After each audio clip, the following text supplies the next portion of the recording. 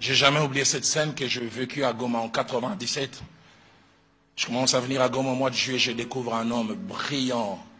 Il semble qu'il a grandi dans un quartier pauvre, ils connaissent Goma, Birere.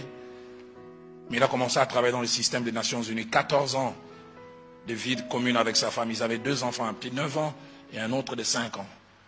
Il allait toujours en mission à New York, dans le système. Et lui et sa femme se sont connus, je pense, il avait 15 ou 16 ans. Il avait 2 enfants, je n'ai jamais oublié Gaylor et Yasmine. Papa nous dit, ces garçons, quand ils te parlent, c'est comme s'ils mangent le dictionnaire au petit déjeuner.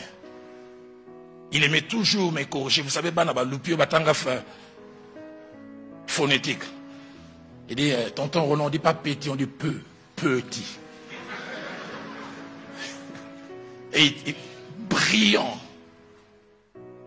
Une année après, je reviens à Goma. On me dit, maman, l'épouse de cet homme est malade. Je n'oublie jamais la scène. Je suis allé visiter cette femme à l'hôpital des ganglions. Elle était claire de teint, des boutons partout, des ganglions. Sida. Et ce jour-là, j'assiste à la scène. Il est en train de déchirer la chemise de son mari. Il dit, je te connais quand j'avais 14 ans, mais tu m'as connu pour la première fois dans le mariage à 20 ans. Et je n'ai jamais connu un autre homme. Je suis en train de mourir à cause de toi. L'homme me dira après, qu'est-ce qui s'est passé? C'est une secrétaire qui est devenue comme stagiaire, mais cette secrétaire avait le sida. Il a attrapé le sida chez la secrétaire et il l'a amené à la maison. Et les combles, c'est l'innocente qui part en premier. Cette femme déchirait l'habit de son mari et dit, je ne verrai jamais mes enfants grandir à cause de toi. 5 mois après, la dame est décédée.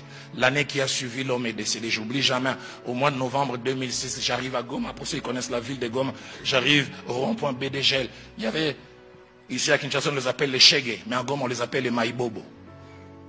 J'ai trouvé des Maïbobo 12, 13, 15 ans. Mais il y avait un Maïbobo francophone. Sale, mais quand on m'appelle tonton Roland, la français, on me dit une école belge. Ici. Est-ce que tu te souviens encore de moi? Je dis, un garçon sale comme ça. Et puis ça avance, moi c'est Gaylor.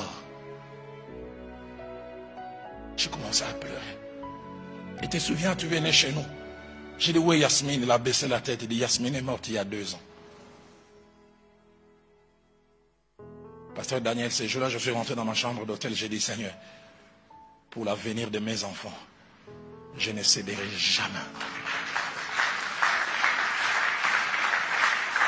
Ces enfants qui devaient avoir un bel avenir.